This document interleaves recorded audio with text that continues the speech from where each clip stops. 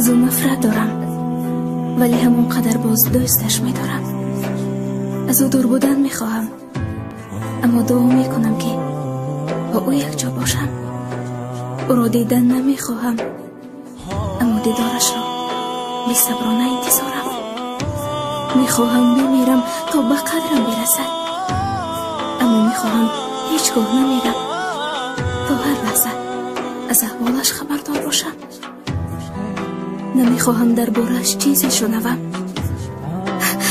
اما دوست می‌دارم آنی را که از او خبری برام رساند. او را بد می‌بینم، اما دوستش می‌دارم. من ارزنده‌اش نیستم، اما او ارزندم نیست گفته خود را تسلی می‌دهم.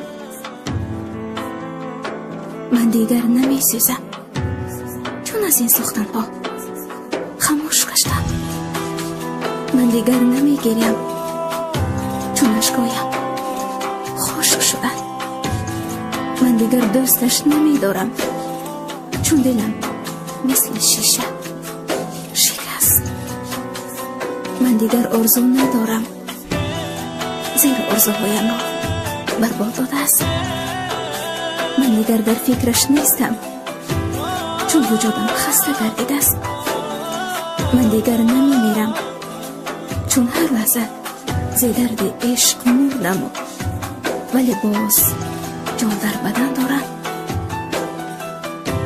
و این روز همین را درک کردم که بعضی وقت حیات به مانند آب است، نه طعم دارد، نه رنگ دارد و نه بوی دارد، اما تنها برای باقی ماندن مجبوریم تا از آن آب نوش کنیم. No mu sam seri pojene, snola